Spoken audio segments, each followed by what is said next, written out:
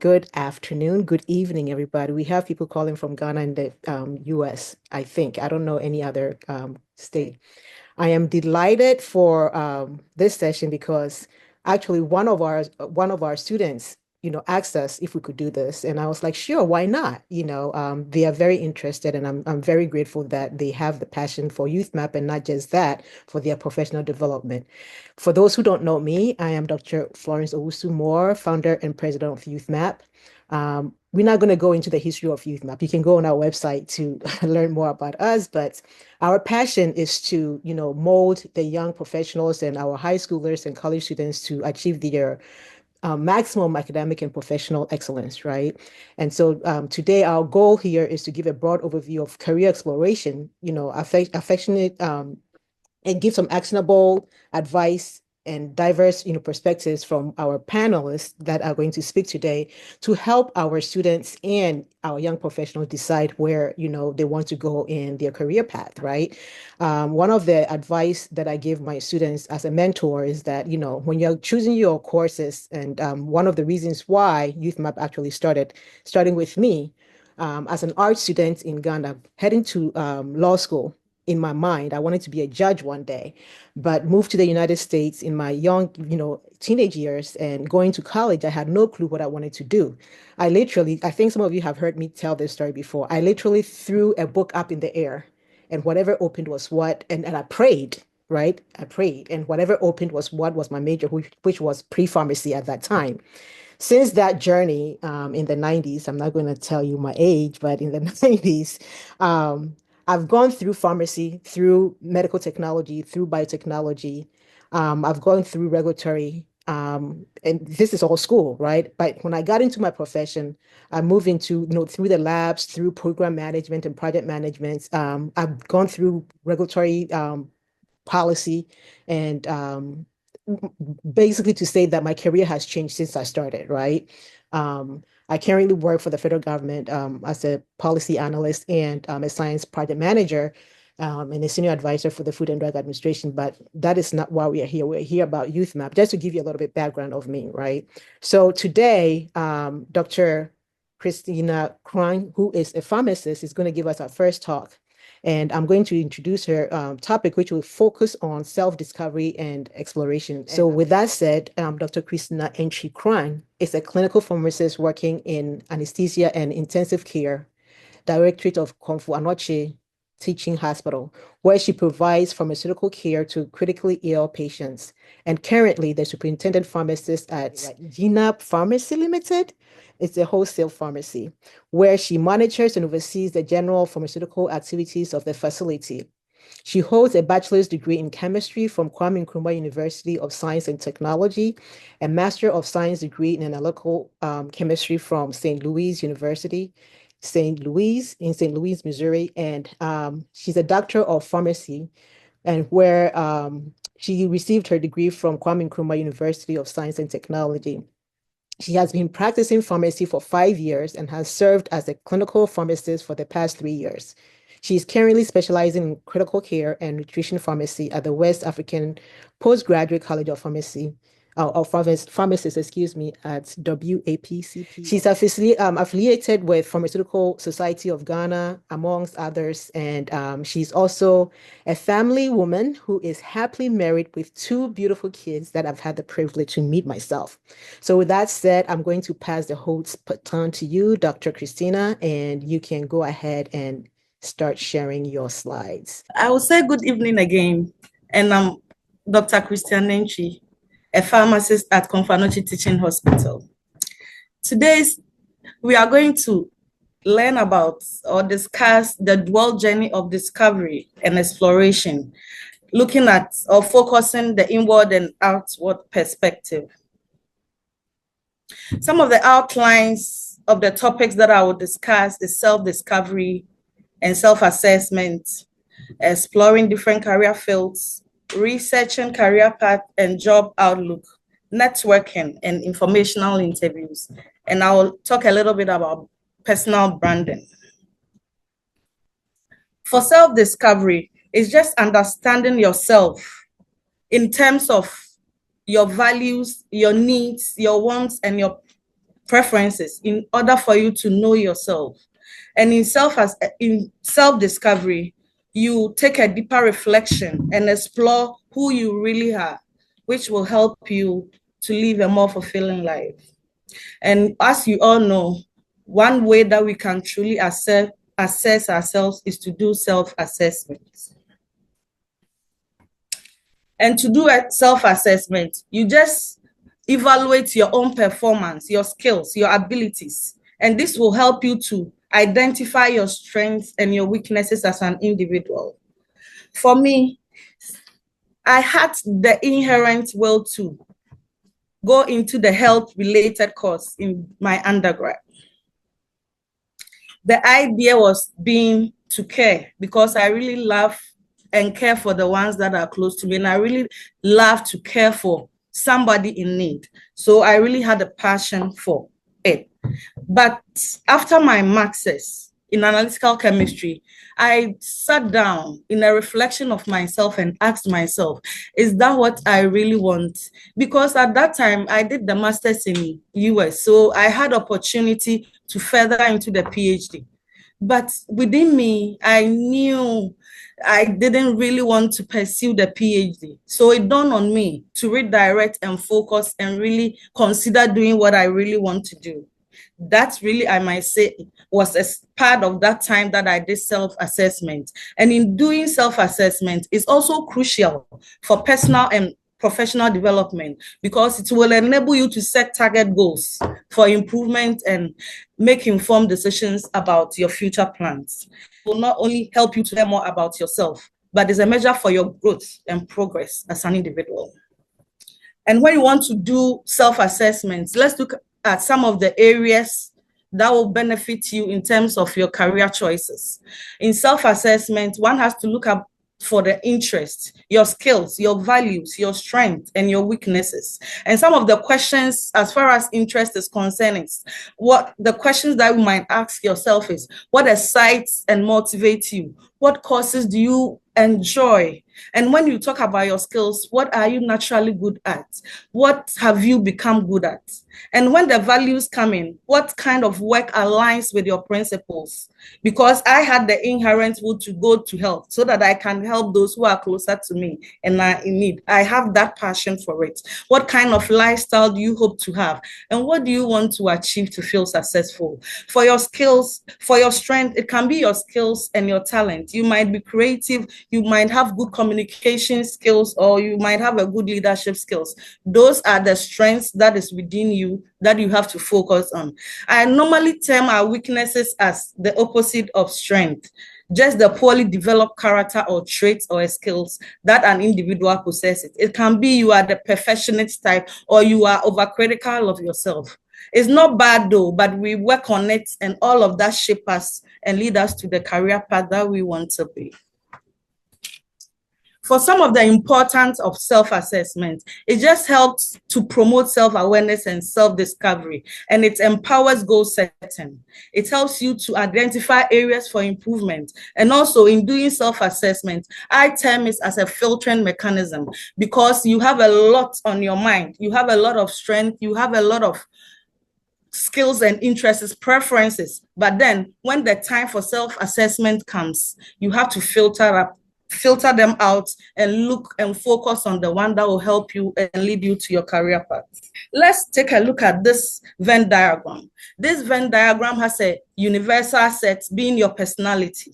And if you have the universal set being your personality, the subset of the Venn diagram of your personality will be the talents and your skills, your interests and your values being the subset. But then your talents, interests, and values, and that those ones that you can fish out your strength and your weaknesses. When you work on them, they will all intersect and give you or land you at the ideal work that you want to do.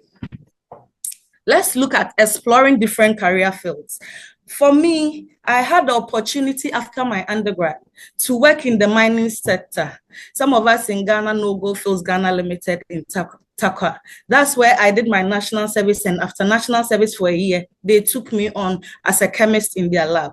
Basically, what I do there as a chemist is they bring in their raw materials, to the lab, and we analyze the concentration of gold that they will get. If they mine, they will get. And after the gold has been done, refined and everything, they bring it back for us to know the worth or the value. So, and if you can say, the mining sector is very lucrative and high-paying job, but I was just going with the flow that, oh, after undergrad, you have to work and get some money. I was young and going with the flow. But then it dawned on me after my master's to just pursue what I really want to do. So this is a little exploration that I did. And some of the ways that as a student or as an upcoming professional, it can help you to focus or channel your career paths. You can do internship, you can do job shadowing, whereby you just go and observe. You go to the job place, you have an opportunity of going to the job place, you go and observe what they do to gain insight, information, and channel it to your career path. You can take online classes on various professional courses. You can just volunteer and just go there. As pharmacists, a pharmacy student, you do a lot of volunteering, because when we are on holidays, we actually let you go on rotations or visit community pharmacies to gain experience of what you do there. And you can also interview professionals to gain insight of the career path you want to go. Why at all do we explore? We do career exploration to help us understand the importance of our academic courses. It also helps in making informed decisions about our future careers. It helps in developing our sense of purpose and direction. And it also enhances our career planning and decision-making skills. In researching just involves gathering information about different professions, the skills required, and the typical job responsibilities and other potential career paths. For me, researching was a high focus at the point of my decision making, because since I had come to a conclusion not to further my PhD and I want to pursue my health related course that I really had passion for, it dawned on me. And at that time, I must say, I was grown. And right now I had preferences and interests, though that one changed along the way. I came to the realization of focusing on either pharmacy or medical school. And for pharmacy, the notes that I took on pharmacy is, with my background as a master's in chemistry, I knew that I have upper hand in chemistry. And also, the salary expectation is quite on the higher side as far as pharmacy is concerned. And also, I wanted to have a work balance relationship as far as pharmacy is concerned. And I had the chance of also channeling on medical school. But let's look at, I wasn't very good in high school biology. So you see, with medical school, the human biology, I knew that wouldn't help me. And also looking at how I wanted to balance my personal life with my professional life, I also thought that for medical school, you basically be on call after your school. So are you ready to be on call? That I think might really be a little delay me, or I cannot have a work balance relationship that I really wanted. So that is basically how I landed up opting for pharmacy. And the things that you have to look for when you are researching about your career path is the job market trends, the industry growth, the career that you want to venture into. Are there room to grow? For instance, when you come to Confanoche, for instance, you start normally as a pharmacist. Then as the years progress, you move to a senior pharmacist and you go to a principal pharmacist. And when levels grow, you can learn more and your growth or experience in those fields. The salary expectations also increase as you progress along the year in your job. And also the work-life balance I already talked about. You can combine your personal development or your personal life with your professional responsibilities. Let's look at some of the resources that we can use to research into our career path. You can use LinkedIn and resort to government labor statistics. Example, Ghana Statistical Services will have information on careers, be it in sports, or you can follow to the website of your professional association, or you can just do informational interviews. Let's also talk a little bit about networking and information interviews. Networking is just the practice of you building and maintaining a professional relationship with people within your career field.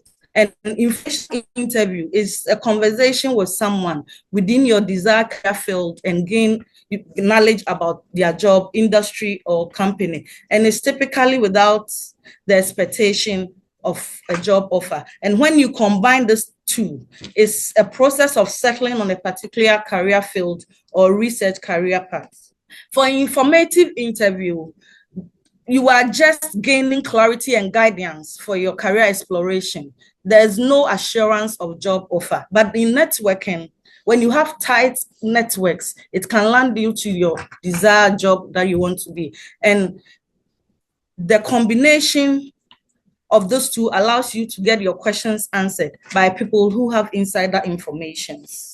Let's look at some of the ways we take to network, or it can help us or lead us to network.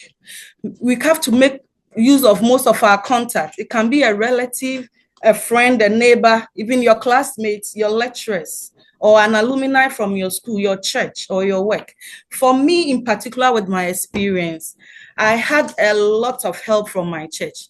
Thanks be to God, I found myself in a church with a whole lot of professional background. We have lawyers, we have medical doctors, we have nurses, fashion designers, pharmacists, a lot of pharmacists. So I will take the informational interview aspect for me because I had a face-to-face chat with them right from the word go when I started pharmacy school and even practicing as a pharmacist.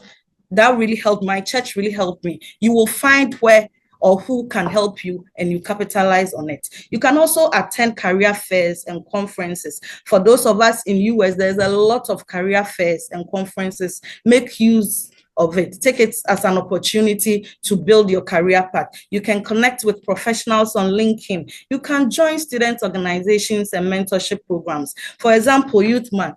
YouthsMAP is doing a lot. We wish we had opportunity earlier, but then I would like to encourage the students on board that you have to take advantage of us. We are your network. So connect with us so that we can also lead you to the career path you want to find yourself.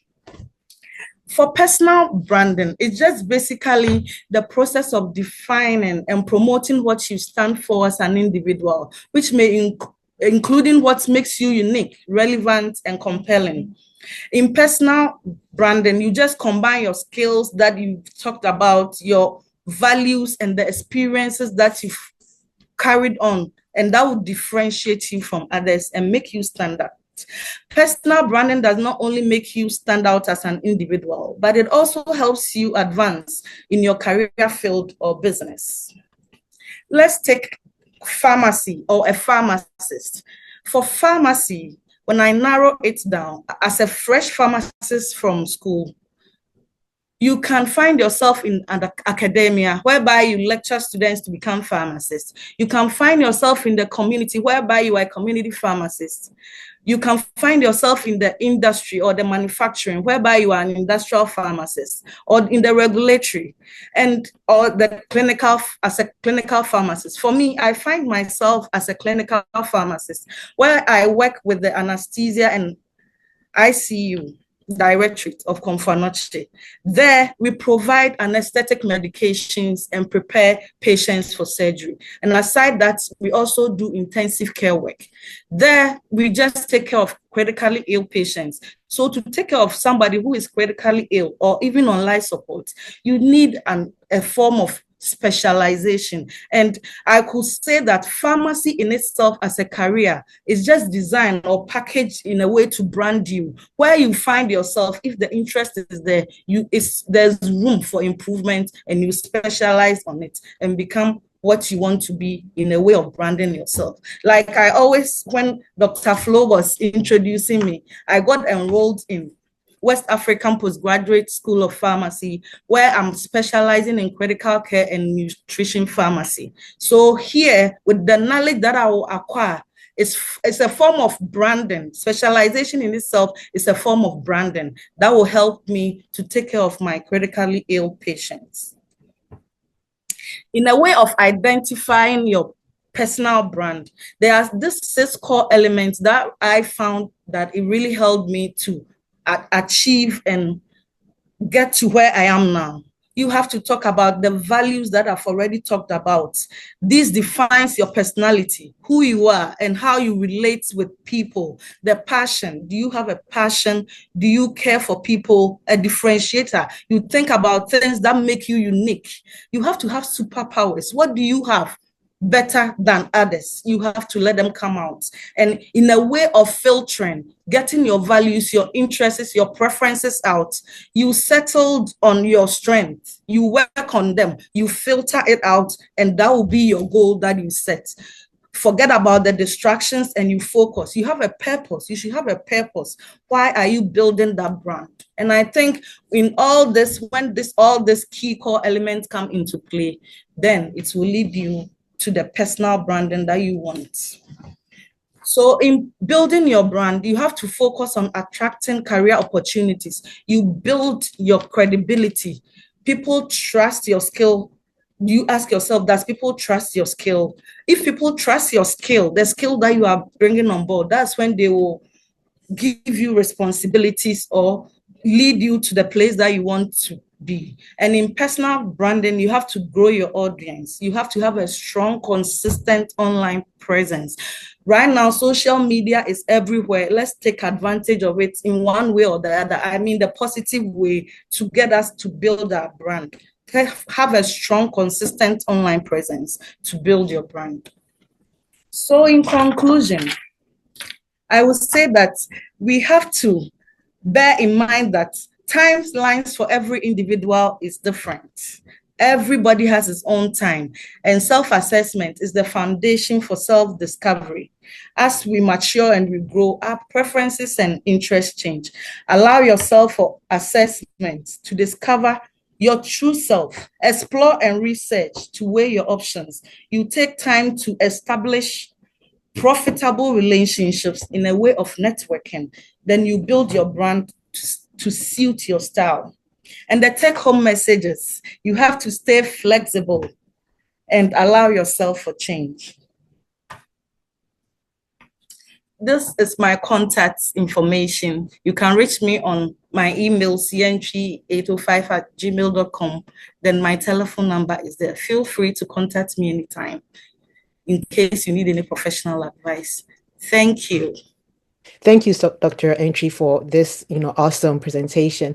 I don't see any questions in the chat. Maybe, we'll gather all the questions and speak to it in a general term when we all finish speaking. But one big takeaway that, I got a lot, like I said, one big takeaway that I got was a self-assessment aspect of your talk, knowing yourself. Like I mentioned earlier, I started from, trying to go to law school through biotechnology, through being a regulator, and now I'm still a regulator, but doing other scientific stuff. And it's very, very important. When, just like you, when I wanted to do my PhD, I just didn't want a PhD.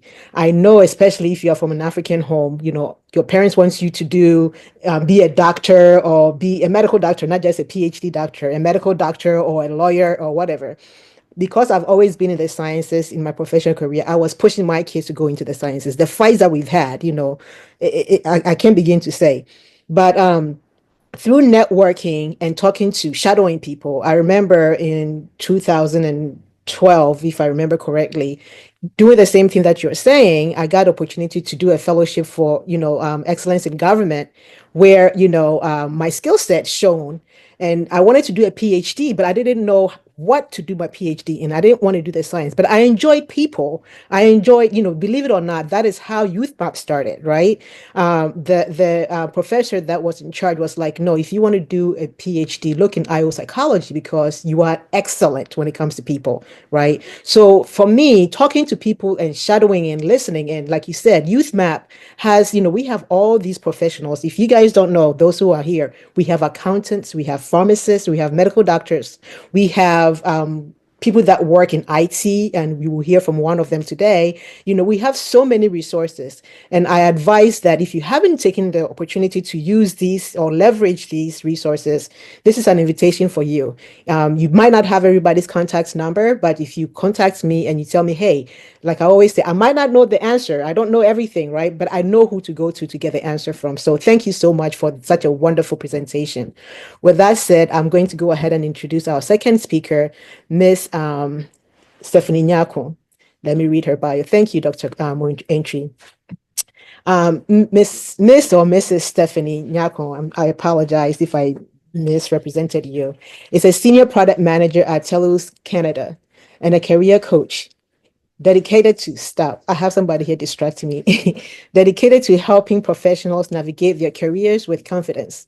Her journey spans multiple industries and continents, from machine learning research at GitLab in Germany to software development at Bank of America UK.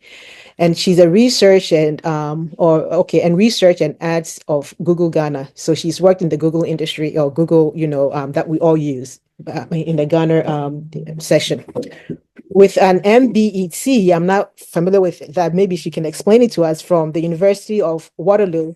She transitioned into product management, driving innovation at WSP Canada before joining TELUS. She's passionate about technology, business, and career growth. She mentors job seekers and stand out in today's competitive market. It is our privilege to have Ms. Nyako to join us today to help us and coach us in our career development. Thank you. So if the button has been tossed to you as a host, please go ahead and share your screen, and over to you. Thank you. Thank you, Dr. Moore, for the introduction. I'm just gonna drag my okay. All right. So thanks again for inviting me over. It's always fun when I'm talking about career development because when I was coming up as well, when I was in college, high school, I had a lot of people pour into me. So I always love to give back. So today I'm gonna be talking about preparing for career after college. This is something that we don't do a lot, especially back in Ghana. Even though I did have mentors and stuff like that, it wasn't something that we took seriously. The next thing is I'm also going to be talking about building a personal brand and the importance of networking and also how to network effectively. I know that Dr. Christie has talked a lot about networking, the importance of personal branding, building an online brand. So I'm just going to add to that as well. And then I'm also going to be talking about some in-demand areas. There are so many jobs we see online, but not all of them are basically in demand. So just to give you some idea of things you could, areas you can think about as you are now deciding what sort of career you want to go into. So moving on. So basically, all I want you to get out of this whole session is the fact that launching a successful career after college requires building a personal brand for sure. These days, I can't emphasize this enough. Gaining experience, developing skills, networking, and applying strategically. And I think Dr. Moore and Dr. Christie talked about this a bit, but I just want to start with why you would likely choose the wrong career. And this has happened to all of us. Like when I was growing up, there were so many things I wanted to be. But then I'm actually doing something I never really thought I would be doing when I was a child. And that's because of sometimes when we are coming up, let's say you grow up in a family of doctors or family of lawyers or family of engineers, and coming from an African home, you had to be one thing. You had to be either a doctor, an engineer, a lawyer. And I'm an engineer by from my education. I'm an engineer. I did computer engineering at Kwame Nkrumah University of Science and Technology. So sometimes your family may have a strong influence on what you have to become, but that doesn't. You have to make sure that from what Dr. Christie mentioned, you need to do some self-assessment. You need to understand your why. Why do you, if you're coming from a family of doctors, why do you want to be a doctor? Because when you're a doctor, you're going to be dealing with a lot of people. Is this something you're really passionate about? Why do you want to be a lawyer? Why do you want to be an engineer? Don't go into a career just because everyone in your family is doing it. You want to understand what your strengths are, your interest, your passion. Can you do this and do it really well? So maybe your interest is in the arts. you have to really like do that self-reflection to understand, okay, even if everyone in my family is a lawyer or an engineer, or because I have an African background, I have to go into these three professions, like, is this something I really want to do? And then the next thing is also when you're in university or you're in high school, I mean, you see an investment banker, like I worked in investment banking, making a lot of money. And so you're like, okay, I want to be an investment banker.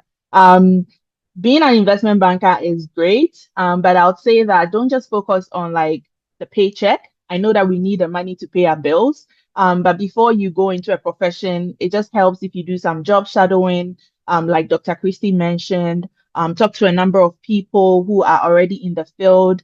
There are platforms that actually allow you to talk to people who are in a particular field. So there's a platform called ADP List. For instance, when you go onto that platform, there are like hundreds of mentors on that platform. You can leverage YouthsMAP. If you see that, okay, investment banking really pays well, you think you want to get into it, then look for someone who is in investment banking, someone who has worked that part. Ask them what they like about the role, what they don't like about the role. Maybe you find out that maybe they work long hours, which is why they make so much money. If you want to maintain like a work-life balance, is this something that you can do? You need to do all your research as well. The other thing is social media, right? Social media is a double-edged sword, and I say this all the time. So social media has like a lot of benefits. Okay, like I am a content creator, so I post a lot of content on social media. There's a lot of things you can consume on social media, but don't let the highlight reel mislead you, right? So someone will be posting their profession, making it look like it's amazing. But trust me, sometimes behind the scene, it's not like that, okay? So if you want to choose a career path, don't just choose it based on what you see on social media. And as you can see, like on LinkedIn, a lot of people would come on LinkedIn, they would post like, I'm honored to do XYZ, but in reality, that's not really what they are doing, right? So you have to be very careful when it comes to like deciding a career based on just what you see on social media. And then the last thing has to do with like the status trap. And in I think in the Gen Z era, this is changing. Like we used to growing up, like I said, like you had to be either a lawyer, a doctor, an engineer, and that sort of gave you some kind of status in society, right? But these days, the mindset is changing. So don't select a career because you want to feel so important in society, right? Don't let societal expectation really define the type of career path you want to go. Like there are career paths now that people like in the past when I was growing up in Ghana, like were not things that people really like cherished or really took seriously. But these days, those career paths are actually helping people get to different stages in their life. So just have that in mind when choosing a career. So I assume like most of you online are in high school, some of you are in college, some of you are in university. So here's the real deal. Like you want to understand like what do you need to do in university to make sure that you're starting right. And I always say that like if you are in your 20s or you are in your 20s, you're in your teens, like you're in a very good spot, okay? Because you could make so many mistakes and like 20 years later, you still be 40 years and you still have a lot of time. So one thing I want to say is that see your career as a journey and not a destination. Don't think that like because I decided to go into law school, that's all I want to be. That's all I can be. Like looking at my own career, I've been able to pivot, I've been able to change based on like the way my interest shifts, the way the market is going. Like maybe you may start off a career in a particular part, but then as you move on, you realize that I'm not really interested in that part. Okay, your career is a journey, so it doesn't have to be a destination.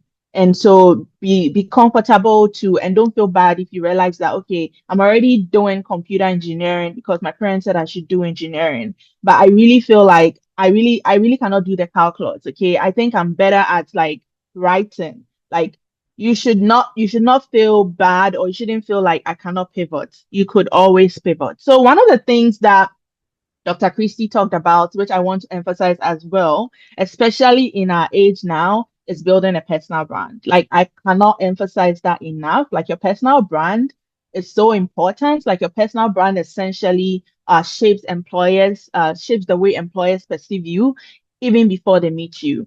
And there are a number of ways in which you could build your personal brand. And when I say your personal brand, I'm not just talking about um like who you are as a person. Like you are an asset, okay? Like the next stage of it is to making sure that other people realize what you have. So one way you could amplify your personal brand is like improving upon your digital presence. And how can you do that? Right? There are two main ways that I recommend.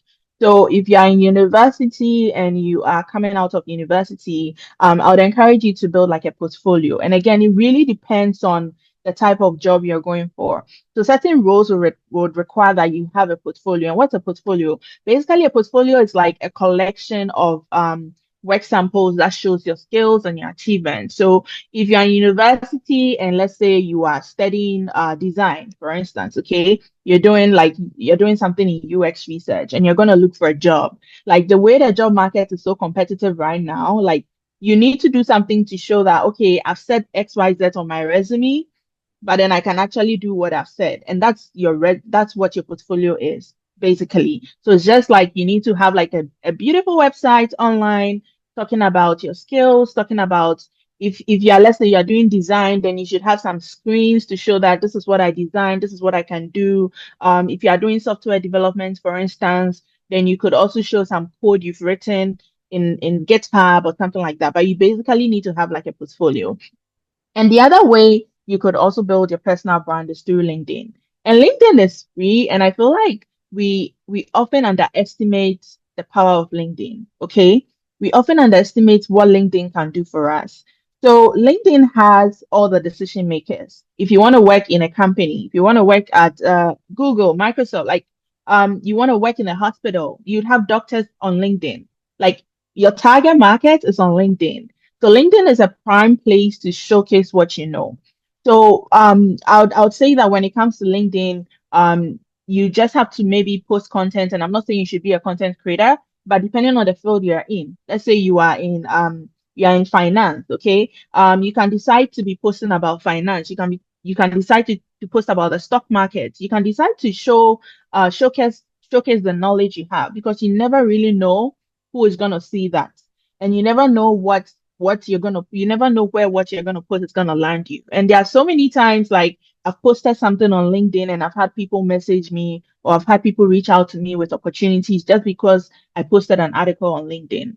And so be very strategic, be very proactive on how you use LinkedIn. I know there are other social media platforms, but I personally feel like in the professional space, if you want to build your personal brand, LinkedIn is a place to go.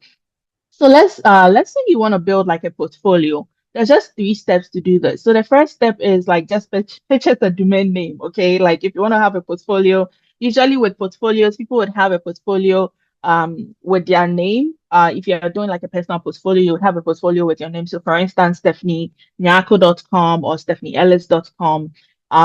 Or you want to have like a domain name that is some it's like for instance, if you want to have, let's say, avocados.com, okay, it has to be related to what you're doing. So maybe you're doing something about food, right? So then you can say something like that. But when you're choosing a domain name, just make sure that like it's related to what you're doing or it has your own name.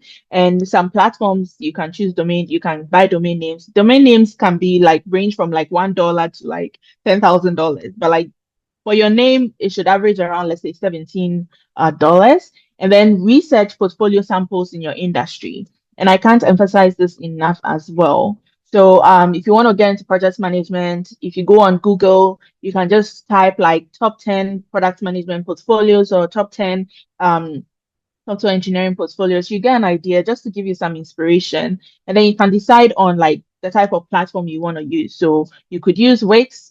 These days you don't really need to code. There are a lot of like no code platforms that can help you build like a portfolio. So you can use Wix, you could use WordPress, you could use GitHub. Now that you know much about like building a portfolio, how to build your personal brand, how to optimize your LinkedIn profile, the next thing is to gain real world experience. So, when I was in university, back in here in USD, this thing wasn't really common. Like I used to do, and now it's common now, but like when I was doing engineering, those times, like every vacation I had, every long vacation, I had an internship.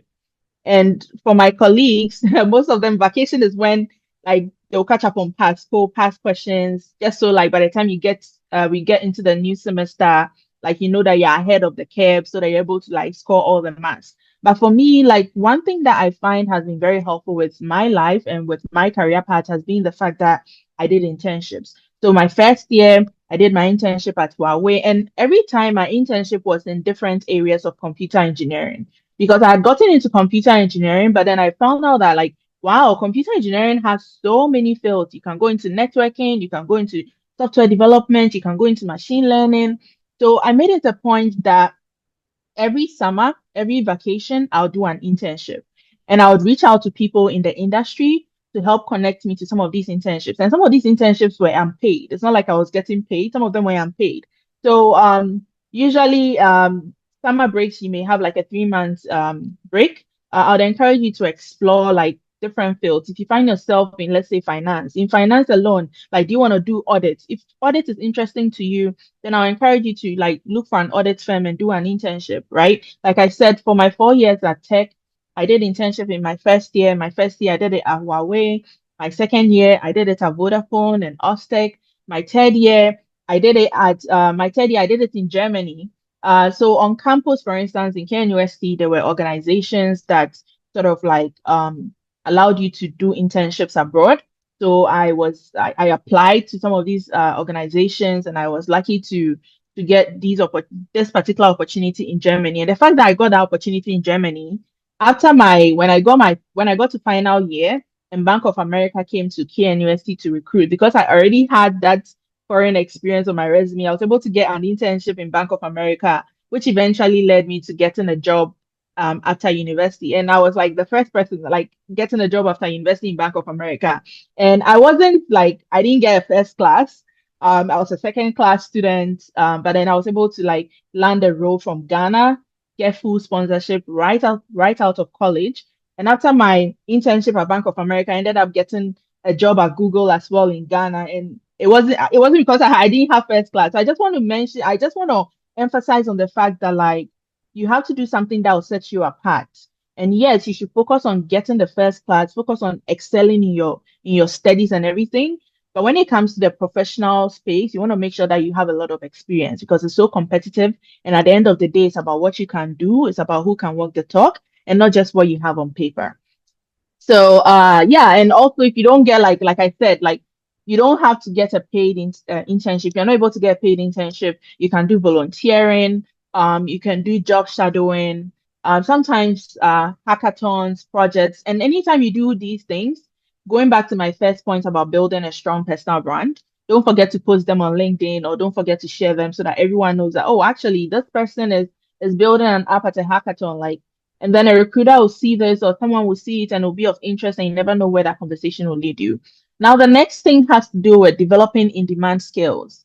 And so, like I said, not all jobs are created equal. Okay, not all jobs are created equal. Some jobs are more like in demand than others. So you wanna be also strategic about like what career path you want to choose. When you're choosing a career path, yes, think about your interests, what you love, your passion, and everything but also consider like what's in demand, okay? Let's say you want to be a musician, and that's great. That's a great career path to get into. But like considering, let's say only 1% of musicians would actually get to the top, or maybe if you go onto LinkedIn and you're looking for like roles that have to do with music, maybe they are not a lot, okay? So that means that if 1,000 people want to be musicians and they're just like two open spots, then it's a lot more challenging, okay?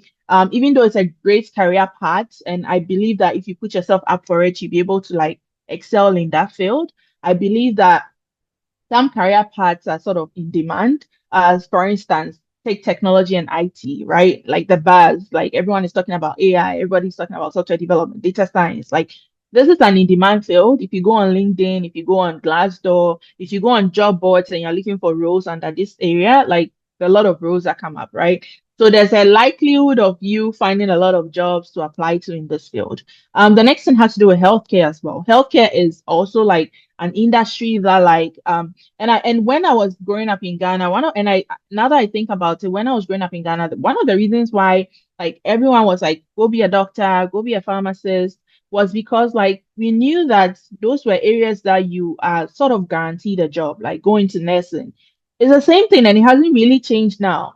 It's an area that's like there are jobs in demand. They're always looking for people. I know a lot of people, even if let's say you're in Ghana and you don't want to practice in Ghana, I know of a lot of people who have been able to move to the UK to do nursing just because there's always going to be a need for nurses, there's always going to be a need for doctors, there's always going to be a need for like mental health professionals, counselors, because those things are always in demand. The other thing is green energy and sustainability. So we are talking about like environmental engineers, renewable energy technicians. These days, nuclear is also becoming like a big thing. Energy analyst, and also e-commerce and digital marketing. So social media is like big right now, and a lot of companies are also thinking of getting online, and they need people to be able to like market things for them online because a lot of people spend their time online. So guess what? Roles like in digital marketing, social media management, content creator, SEO, those roles are also coming up, and those roles are also gradually like even though some of these roles were not like the traditional paths that people take, now a lot of people are being receptive to the idea that I can actually be like a social media manager and be good at it and be able to make a living out of it. So it's just a mindset change and also understanding where our interest is. Okay, so if you're interested in social media, like you like social media, then always think of how can I make this into a career? How can I make this into a profession? And how can I excel at it as well? And then the other thing has to do with like networking. So networking is also very important. And Dr. Christina also talked about it a bit. But networking is also very important as well. So your network will take you places your resume simply cannot. And like I mentioned, I've been able to get certain opportunities just because I knew somebody or just because like someone referred me. That's because I have all those people in my network, right? So when it comes to networking, you have to again be very intentional about it. You have to be very strategic about like the kind of people you keep in your network. Um, so when it comes to networking on LinkedIn, the first thing I would say is like, first things first, make sure that your LinkedIn profile is optimized. Okay. So if you're in a particular career path, what I usually would recommend in terms of like how you know how to optimize your LinkedIn profile is like when you go on LinkedIn, for instance, or you go into any job board, look for like let's say I'm a product manager. I'm just gonna use that as an example. Go to LinkedIn, look for like 5 product management jobs, and then just count through what the requirements are. And based on that, leverage the keywords from those jobs on your LinkedIn profile. So that if a recruiters use LinkedIn Recruiter. If a recruiter is on LinkedIn Recruiter and they are looking for someone who has a specific skill, your profile is going to come up just because you have that skill set on your profile. So optimize your LinkedIn for profile discovery. And another way as well is to like also as part of your LinkedIn page, make sure that your profile photo is like you have like a professional headshot, or your headshot actually depicts what's accepted in your industry. So going back to personal branding, okay. When I was in tech, and I don't know if this still is the case, but when I was in tech, for instance, the law students had their own uniform, the business school has their own uniform. That's a way of branding, okay. That's a way of saying identifying law students as law students. That's the same way. So if you are in the tech industry, then you can take inspiration from people, thought leaders in the tech industry. How does their profile photo look like? And then get inspiration from that and have a professional a profile photo, and also have like a clear headline. Your cover photo should also be on point as well. And then, like I mentioned earlier on, share your insights and accomplishments. Post about industry trends and projects you're working on. I can't emphasize this enough because I'm a living testament to this. Like I've had people reach out to me just because of the things I post on LinkedIn and on YouTube as well. And then engage with posts as well. So I would recommend that you follow a few thought leaders in your field, and then engage on their posts, because when you do that, what happens is that, like, these thought leaders will probably have recruiters following them as well. They would have hiring managers following them as well. So when you're engaging on their posts and you write something really insightful, you realize that people will all of a sudden start viewing your profile. And this happens to me a lot as well. And someone will view your profile and they'll be like, oh, okay, I actually like this person's um their way of thinking, the things they post. Let me connect with them. And that's how I've been able to have like internet friends as well. People I've not actually met in person, but then I count them as part of my network. So that next time if I need something, because I've had a coffee chat with them in the past, I can always reach out to them as well. And then the last one is also like participating in LinkedIn groups. So that's also very important as well. When you are trying to connect with people on LinkedIn, always be intentional about it. Always be always make sure that you're not just adding people just for adding sake. Even when you're adding people, just make sure you have like a note um talking about like why you want them to be in your network, and why like being in their network will benefit them, or like whatever you want to achieve from being connected to them as well. And then the last thing has to do with like working on your resume and your cover letter. So I'm sure like you've heard about this several times, like tailor your resume, and all those things are true. Think of your resume as a website, okay? If you want your website to rank on Google, you want to make sure that you have the right keywords on your website. So if you want your resume to go through company systems, you want to make sure that your resume is also optimized, and you have to tailor your resume to see the jobs you're applying to, and also like do a lot of like mock interviews, networking. I've already talked about it, just to make sure that you are sort of like ready and you're prepared to land your job. So I know I've been talking for a long time.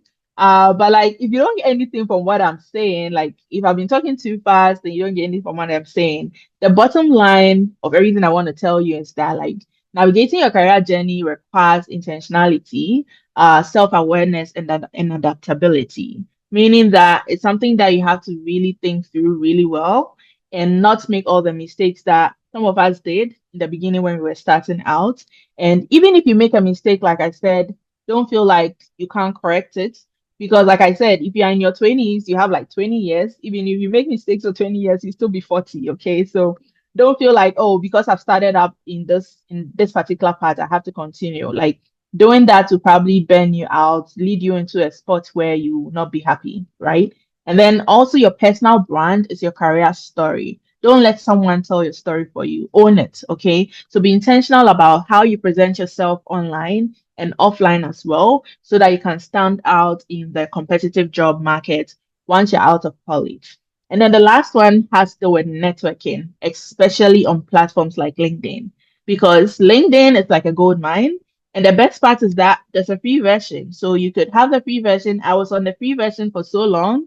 And you can also have the premium version as well. But then you have to get on there if you're not on LinkedIn, and make sure that when you're on LinkedIn, you have like an amazing profile, you have an optimized profile, and you're doing all the right things so that you can get noticed on LinkedIn.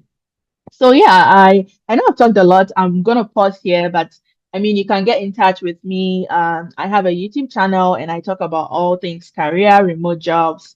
You can find me on LinkedIn as well. Like I'm always posting on LinkedIn, Instagram, and then you can shoot me an email as well anytime. But yeah, I think I've been going for so long, so I'm gonna pass it over to Dr. Moore. You Thank are you. fine, Miss Nyaku. You are fine. Thank you. This is so insightful. Like, I know you mentioned the high schoolers and the college students, but believe me, even us seasoned professionals are learning a lot from your talk. So thank you. I heard so much about, personal branding and networking, and I hope people are taking notes. Maybe we should have, a session where we focus on branding and networking in the future.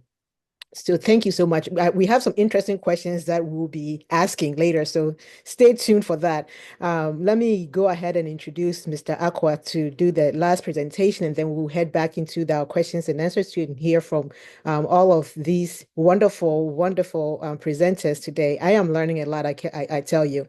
Anyway, so Mr. Aqua, Mr. Paul Aqua is passionate about digital transformation and has spent over 17 years helping organizations navigate the complexities of IT consulting.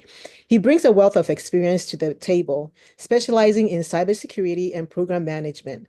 Mr. Aqua is a proud alumnus of Apam Secondary School. Hey, the University of Cape Coast and Kwame Nkrumah University of Science and Technology.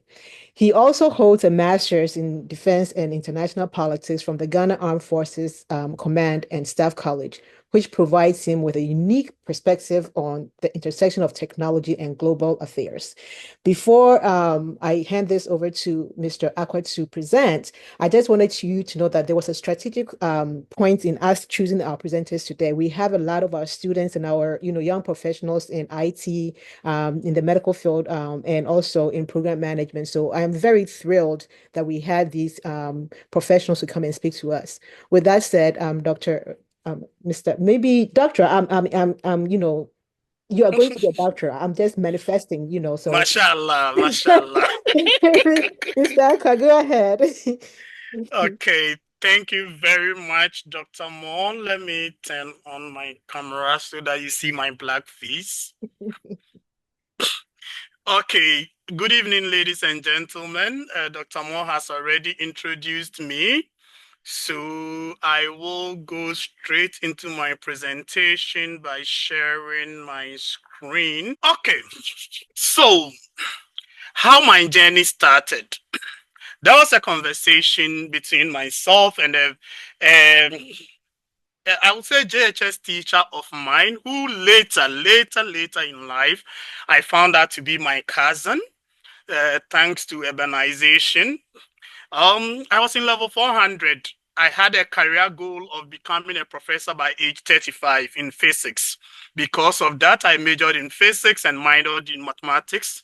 I was a teaching assistant, and I would say that I was on my planned career trajectory. Then we had this conversation between myself and Godfred.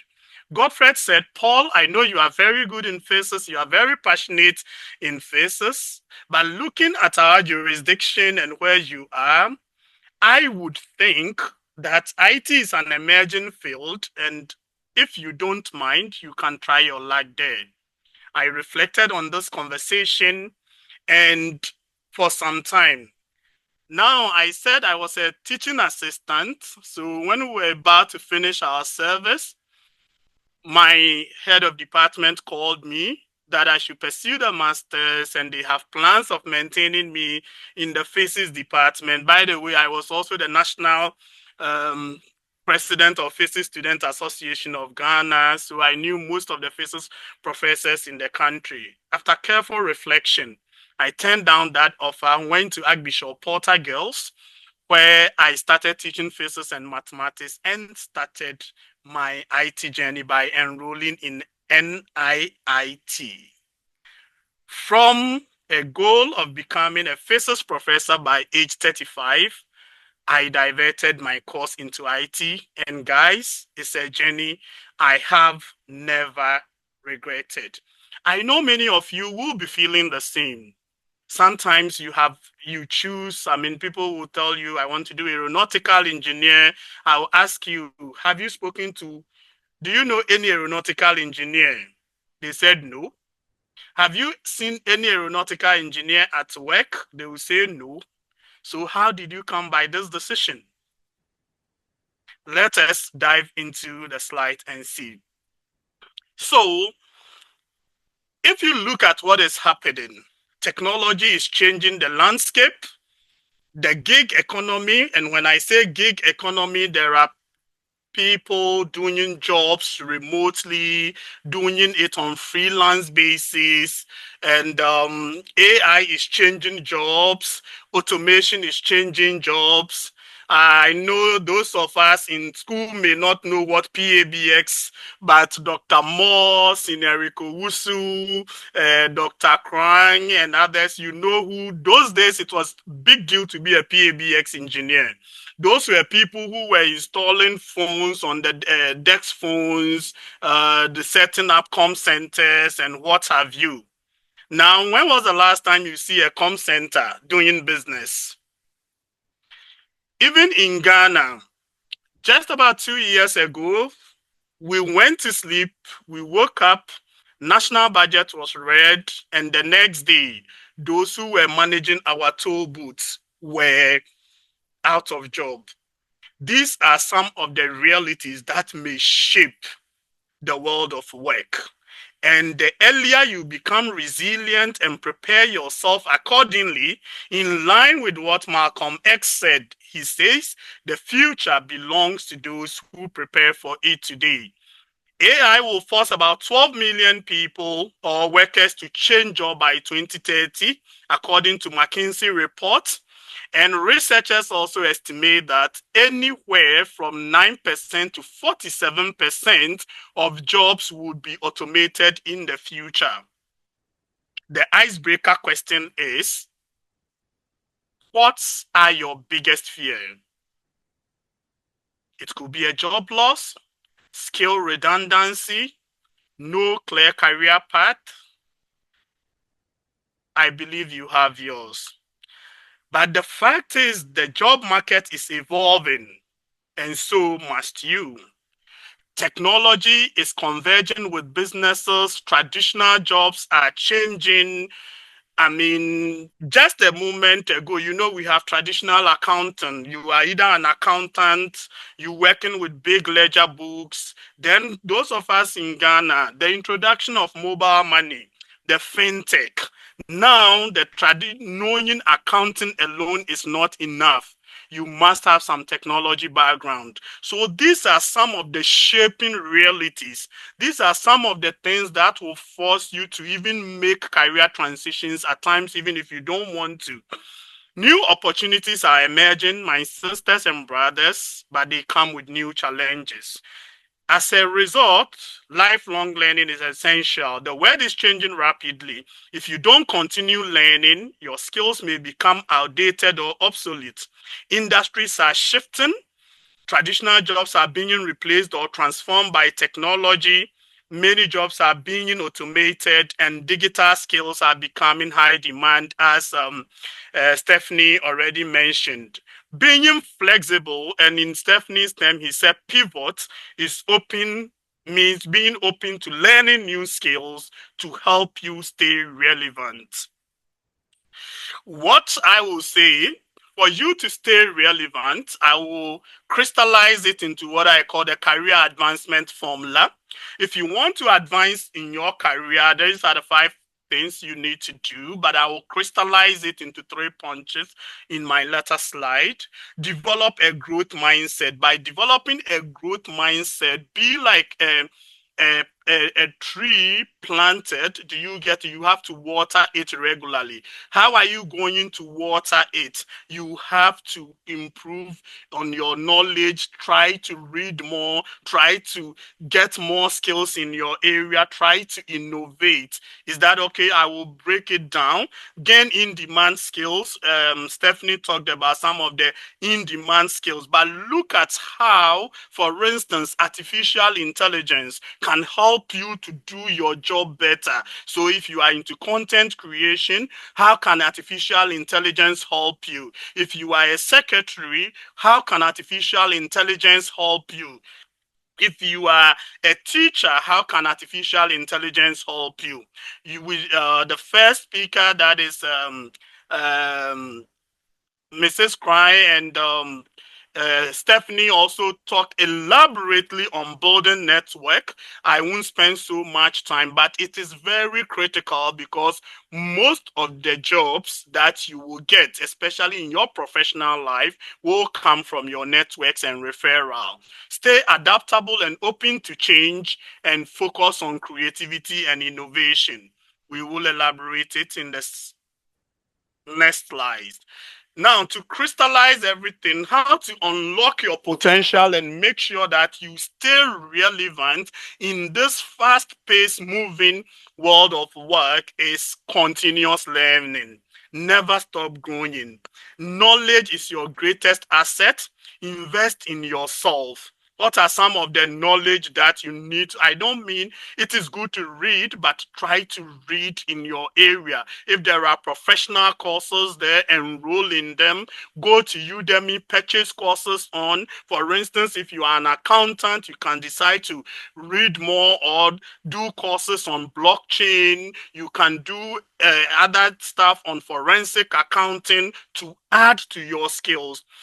The world is changing rapidly. Keep up or get left behind. Go beyond your company training. Seek out mentors, courses, and resources. Some of us have restricted ourselves to only the courses that our companies have arranged for us. Most of the companies will have it, but depending on the company, but way back in MTN where I was working, you have at least 2 trainings in a year. Some people, apart from that, they won't go on any training. But hey, you are the only asset that can appreciate in value. And I will give you practical example of how you can increase your net worth exponentially by investing in yourself. So the first point is continuous learning. Never stop growing.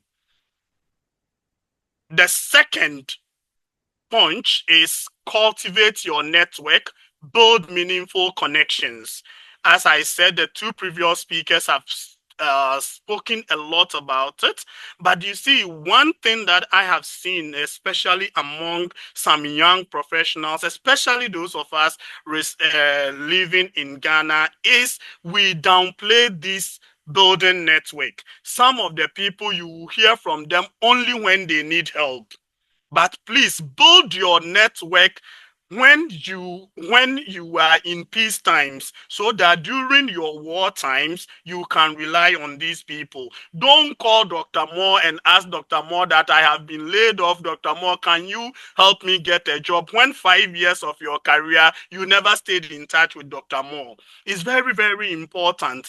And in building networks, you have to make sure that you have the relationship must be mutually beneficial. You see, one of the worrying patterns that I have seen among some of our youth is that sense of entitlement. They think, but there are other things that you can even also do for your mentors. You get what I mean? Oh, is there something that I can do for you? Ask. If he or she doesn't have anything, it's fine. Do you get it? And then let the relationship be meaningful. Your network, always remember, your network is your net worth. Build genuine relationships, attend events, connect online. Steph has spoken extensively about using LinkedIn. Offer value, be genuinely interested, build your personal board of advisors, seek support and guidance. A strong network opens doors to unforeseen opportunities. Number 3, become a problem solver, not the whiner. Be a convergent thinker. There are some of us who are known for all the complaints in the world. We are always the CCOs. CCO, not the chief commercial officer, but the chief complaints officer. Everything that can be complained about, that is what they have. But please, no company promotes those who complain. Companies value problem solvers. Be the go-to person for solutions. Develop critical thinking. Analyze, identify root causes, and solve problems. The more problems you solve, the more valuable you become. Embrace challenges as opportunities for growth. Somebody will ask, how do I solve problems? Everywhere we are in our workplaces, there might be one problem or the other.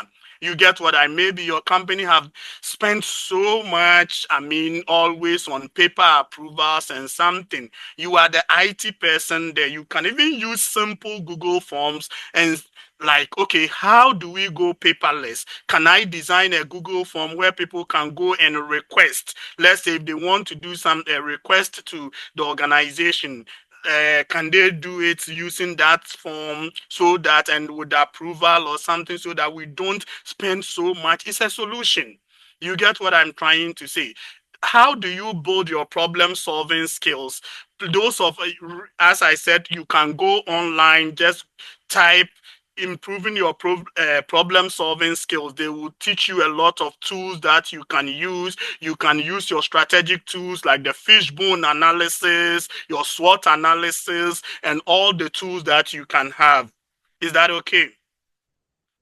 Now, actions and key takeaways for at least one of the things that you've taken, you should take out of this. Before you leave here, assess yourself, look at yourself and say that as a young professional, what one skill do I have to develop? I want to ask how many of us have our career goals written down at the beginning of the year? Your career goal, did it include one skill that you need to develop? It can be public speaking, data analysis, it can be machine learning, it can be negotiation skills, anything that you think will help you move in the right direction. Reach out to one person in your field, at least make it a conscious goal that before the end of this month, you would speak to at least one professional who is ahead of you in your chosen career to understand the challenges, especially if you when you learn, if you want to learn how to swim, you definitely do not consult somebody who lives on top of a hill. You have to speak to somebody who is always diving in a river or ocean. Is that okay? So identify one problem you can solve in your current role. It doesn't mean that the moment you identify, you will solve it that very day. You can start researching about it. You can look at other people who has similar problem and how they resolved it, and then you can internalize it. Like you can apply what using your local resources within your domain to resolve it. Always remember that career advancement is a marathon, not a sprint. Stephanie put it in one way. He said it's a journey and not a destination. Be dedicated, persevere, and pursue excellence relentlessly. Believe in yourself, work hard, and never give up on your dreams. The future is yours. Go out and make it happen.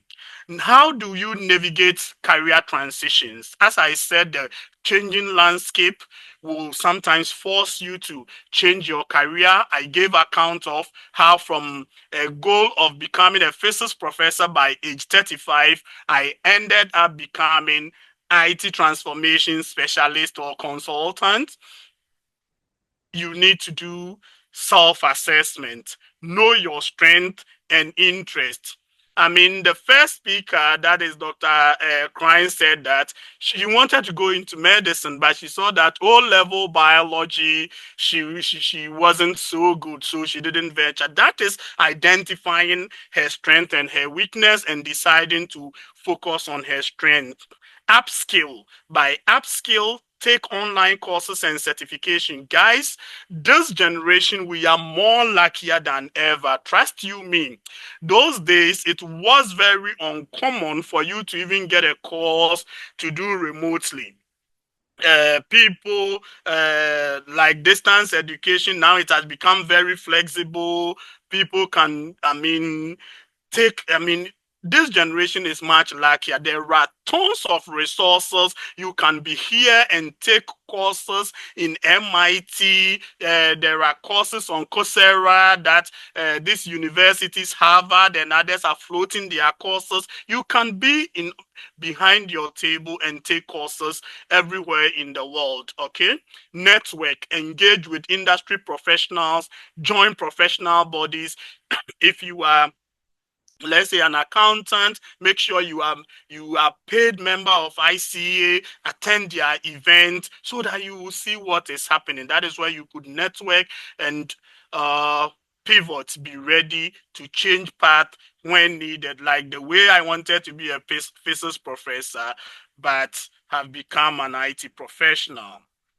Remember, your career is a journey and not a destination. So where can I get new courses to learn? I've already mentioned Coursera, Udemy, LinkedIn Learning. There are lots of them. Udemy is one I like. I'm the type that Coursera sometimes go with tight deadlines, submit assignment, but Udemy is it goes with your own pace. So as a person, I prefer Udemy. It's not my recommendation. If you are not disciplined enough, go with Coursera so that you will be prompted, okay, to submit assignment, complete on time and stuff, okay. But if I open my Udemy account, there are a lot of courses I have purchased. I've done Python there. I've done SQL. I've done advanced SQL. I'm currently working. I did Caesar 1, Caesar 2. I've bought something on automation, Power Automate, because I see it is also, catching up with the market. Where do I go for networking? All the three speakers have talked about networking. I know those of us from a place like my holy village will ask, where do I go from networking? Because when I was in the university, when we vacate, apart from my holy village, I don't have anywhere to go. But please, this one is beyond geography and borders. You can network on LinkedIn, Twitter. Today is X, the industry event.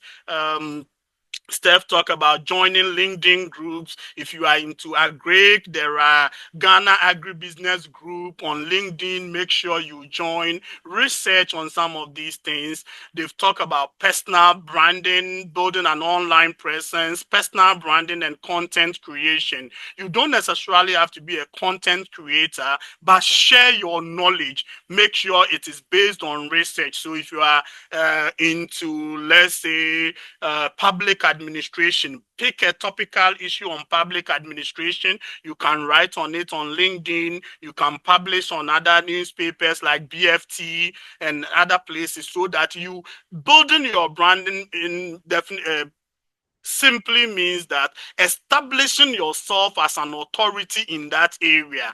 Is that okay? And the only way we can know that you are an authority in that area, by letting the world know what you know. You get what I mean? How do we know? By some of these platforms. Then seek mentorship and guidance from industry leaders, reading industry trends, reading books written by mentors when they are not accessible to you. Okay, on that note, I would like to thank you very much and have a lovely evening. My name is Polakwa. This is my email address. Those of you on LinkedIn, you can send me a connection on Aquapolus. On X, I am available on Polakwa. This is my phone number. This is my telephone number. Those of you who are living around Tema, anytime you are around, you can say a hello and we can catch up. Thank you very much for your time. I'm ready for your questions. Thank you. You had me cracking up. You're such a good storyteller, Mr. Aqua. I loved it. Thank you. Thank you. And just to piggyback on what you're saying, within YouthsMAP, we have a lot of people that might not have the resources to even get data to, sign up for LinkedIn or create their own domain. But we've curated a lot of courses in our MOOC programs. For those who don't know, we actually have a platform. We've created all these courses that we think will help you and put it on Google School, what is it, Google Classroom, for you to take. It's Yep. free, right? And if you all are following the news, even as seasoned people, we have to reassess our skills to make sure we are ready for the next jump. right? So thank you for this. It was really, really, insightful and very helpful and encouraging for me personally to go back and, advance my skills a little bit more for the next chapter of my journey because I'm not yet in my destination. So thank you. My first questions are going to go to all three of you. If you can be brief and really help us answer these questions, that would be great. And then I have individual questions that I'll be asking each of you. So, starting with Dr. Kran, um, let me get okay. What is one thing you wish you knew before starting your career? One thing I wished I knew was for somebody to sit me down and just like the opportunity that we have, alert me to assess myself. The self assessment. For me, I think it came later on. I wish it could have come earlier so that I could have known myself a little bit better and earlier in my career. Excellent. And I hope our high schoolers, YouthsMAP is not just for college students and, young professionals. We start early so that we can, try to address what you just said. Um, Ms. Nyako? Yes. So in addition to Dr. Christina's point, I wish I knew that too. But the other thing has to do with like advocating for myself and speaking up. So I moved from Ghana to the UK, new environment. And in Ghana, the way we are raised, like you have to be humble, polite. When someone says something, you're saying okay. I think that for me, it's more about like speaking for yourself, speaking up. If you find yourself in a career or in a workplace and you're not happy about something or you want something to change or you want to explore like a different team, just be confident. Don't think that you're too young. Don't think that like nobody will listen to you. Just be that advocate for yourself in your career. Otherwise, nobody would. Excellent. We have a session coming up for courtesy and Dr. Owusu, who is online right now. Yes, please. You can be respectful and not, seem so humble that you can advocate for yourself, right? Ghana, yes, please. How are you? Yes, please. Yes. So anyway, Mr. Aqua. Yeah, Dr. Moore, I would say that I wish we had opportunity that some of these young men and women are having because um, grew up, where I was coming from, even having access to information was very difficult. It will interest you to know that UCC was not part of my plans. I just bought the forms. I wanted to read electrical engineering, but I was in a particular location that even when the forms came, I couldn't hear. But this generation, almost everybody, I mean, my young girl who is on this form, on this meeting is holding iPhone 12 when I couldn't even access my father's radio at her age. So I just wish I had opportunities that the current generation is having at my time. Trust you me, I would have been ruling the world. Amen to that. Okay, so next question. I'll start with Ms. Nyako. What has been the most rewarding moment of your career? Oh my, that's like a very that's a very tough question. I would say like doing what I do now, like coaching people, mentoring people.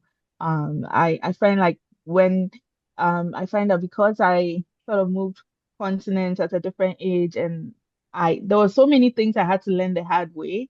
Including like having to change my mindset and I sort of like enjoy sharing it with other people.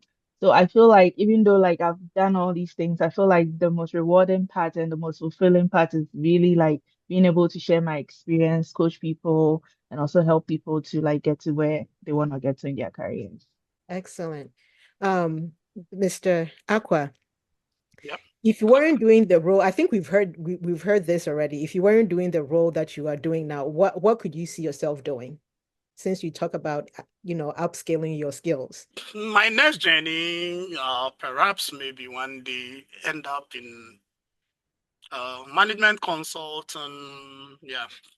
There was a question that, I got while Dr. Let me see. Okay.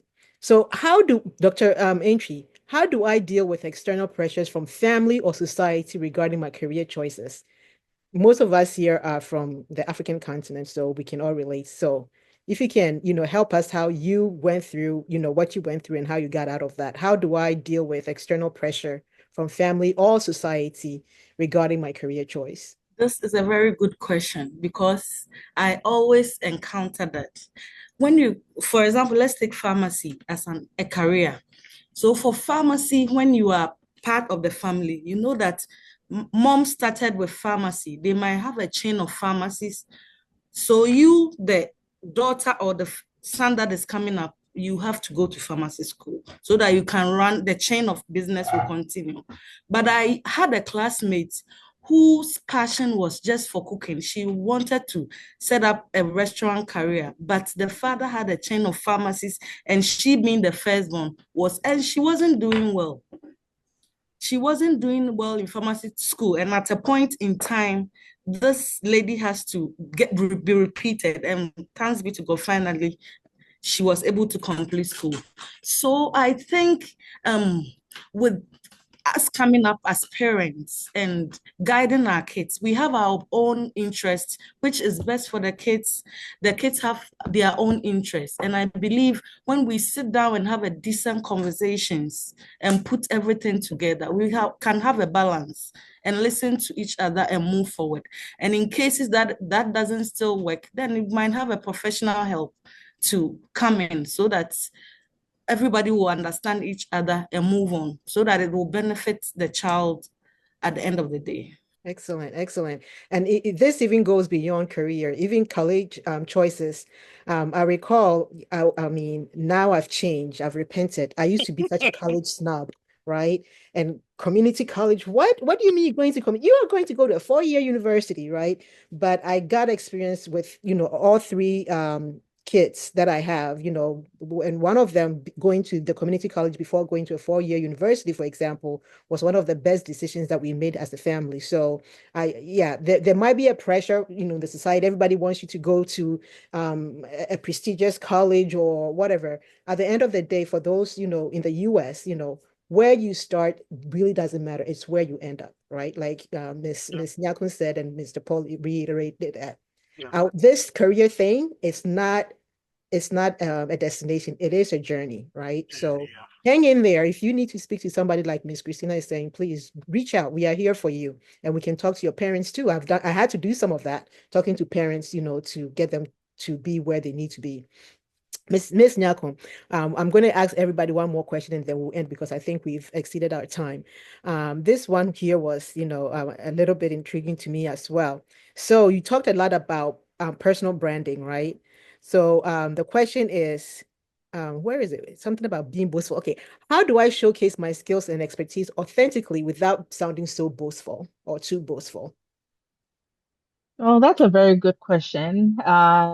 I think when you have to be loud about your achievements, you can be loud about your achievements without having to be rude. And I think the thing about being boastful also stems a lot from our upbringing.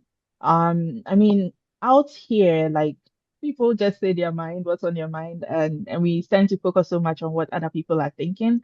But yeah, like you don't have to be rude about it. Okay, if you are sharing your thoughts, you're sharing insights about things, you're backing it with data, you're backing it with facts, you can do that without without sounding boastful or feeling like you're bragging. I think it's a mindset change. So first of all, just realize that like you have to be loud about your achievements in this part of the world. If you don't talk about what you're doing, like people will think you're not doing anything because it's about like talking. So just know that you sharing your insights, you talking about data, you sharing your insight, being polite about it online, doesn't never really mean that you're boasting to start with. Okay, so yeah. Excellent. And may I add that, we have this platform of professionals and students, right? If you are you have certain skills or something that you want to do, use YouthsMAP. We are here. We could use so many volunteers in some of the work that we do. If you want to showcase your skill set, use YouthsMAP to showcase that skill set. Right now, a lot of our programs are actually run by our, alumni, our TEPS alumni, right? They are running the show because they are showcasing their skills. And how do they get some of these skills? Not just through the university, but through the MOOC program that we've developed for them. So thank you. We come from a place where I say please, yes, please, we come from a place where we say, please, thank you a lot. So when we are showcasing our, our skill sets and what we can do, it sounds or feels like we are being boastful, but really, no, no. So thank you for that. And I Go want to ahead. add that it's something I struggled with for a long time. For a long time, I had wanted to post on social media, on LinkedIn, share my thoughts, my experiences. But then, I always had this thing like people are going to think I'm bragging, I'm boasting. But it took me a while to get over that mindset and realize that, like, you being loud about your achievements is actually a good thing for yourself because it helps connect you to opportunities and stuff like that. So I think it's more so like a problem with our upbringing or our culture, but just know that if you share your experience, you're being authentic about it, you're being polite, and you're just stating facts, you're not being boastful or you're not bragging. Excellent. Excellent. And maybe the last question for I think, no, for Paul. Let me get you here. Um, I think you addressed it. How do I address skill gaps if I want to pursue? Okay. What do you value most in high performing teams? What I value most in High high performing. performing team, yeah. The most essential skills that I will say is your ability to collaborate with the team, problem solving skills, because the purpose of the team is to accomplish a goal. So if you are in a team, and excuse me to say, the some of the team members are not um being committed. So commitment, team play, and more important, getting the task executed. I want to take this opportunity to say a big thank you for all our presenters. This was an awesome session. This is part one. We actually have part two with more. We kind of focused today's session with folks in Ghana, right? Our professionals in Ghana and Canada, outside the US, right? Because and I'll be honest, most of our audience are, there, but we also have audiences from the US. And in our next session, I don't remember the date, we will share that information. We will have people from the US, professionals from the US, come to share their experience. So with that said, I thank you very much. I thank everybody that was able to participate today, and I hope you did learn something. I learned a lot, and I'll be reaching out to our presenters individually to ask some of the questions that I personally have. So with that said, thank you and have a wonderful and blessed weekend. Take care.